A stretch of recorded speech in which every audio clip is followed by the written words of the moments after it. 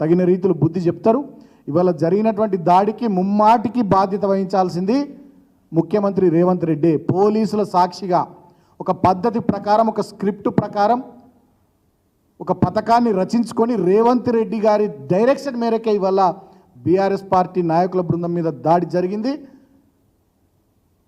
ఇవాళ ఉదయం నుంచి మా బీఆర్ఎస్ పార్టీ నాయకుల బృందానికి ప్రజలు వచ్చి చెప్తున్నటువంటి విషయాలు, వీళ్ళు పోయి ప్రజలతో మాట్లాడుతుంటే వాళ్ళు అన్ని విషయాలు చెప్తున్నటువంటి తీరును గమనించి దీన్ని ఎట్లన్నా చేసి డైవర్ట్ చేయాలి, ఈ నాయకుల బృందం ఇంకా ముందుకు పోకుండా, తిరగకుండా, ప్రజల్లోకి పోకుండా, ప్రజలకు సహాయం చేయకుండా, ప్రజలతో మాట్లాడకుండా వీళ్ళని నిలువరించాలనేటటువంటి ఒక కక్షపూరితమైనటువంటి ఆలోచనతోనే కుట్ర రచించి రేవంత్ రెడ్డి ఈ దాడికి పురిగొల్పిండు.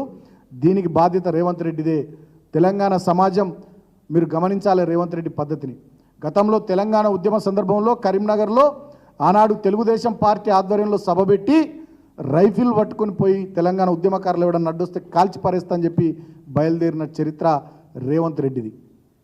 అదేవిధంగా రాష్ట్రం వచ్చిన తర్వాత అనేక సందర్భాల్లో కూడా ఎటువంటి పరుష పదజాలంతో ఎవరెవరి మీద ఎట్లెట్లా మాట్లాడేవాడో రేవంత్ రెడ్డి పాలకపక్షం చూసి ప్రజాస్వామ్యం వల్ల పనిచేస్తున్న కోతికి కొబ్బరి చిప్ప దొరికినట్టు, పిచ్చోడి చేతికి రాయి దొరికినట్టు తెలంగాణలో అధికారం రేవంత్ రెడ్డి చేతికి రాగానే ఇవాళ ప్రతిపక్ష పార్టీని లేకుండా చేయాలని, ప్రతిపక్ష నాయకులను లేకుండా చేయాలని ఇవాళ వాళ్ళని అంతమొందించే విధంగా ఇంత దారుణానికి కూడా ఇవాళ రేవంత్ రెడ్డి ఒడిగడుతున్నటువంటి తీరు దయచేసి తెలంగాణ సమాజం గమనించాలని, అందరూ దీన్ని ముక్త కంఠంతో ఖండించాలని చెప్పి మేము కోరుతా ఉన్నాం.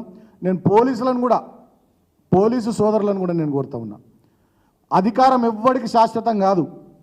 100% మేము చెప్తా ఉన్నాం. తెలంగాణ భవన్ వేదికగా పోలీసు సోదరులారా, అధికారం ఎవ్వరికి శాశ్వతం కాదు. ఖచ్చితంగా మళ్ళీ అధికారంలోకి వచ్చేది మా పార్టీ. ఖచ్చితంగా 1000% అధికారంలోకి వచ్చేది బీఆర్ఎస్ పార్టీ తెలంగాణ ప్రజల ఆశీర్వాదంతో.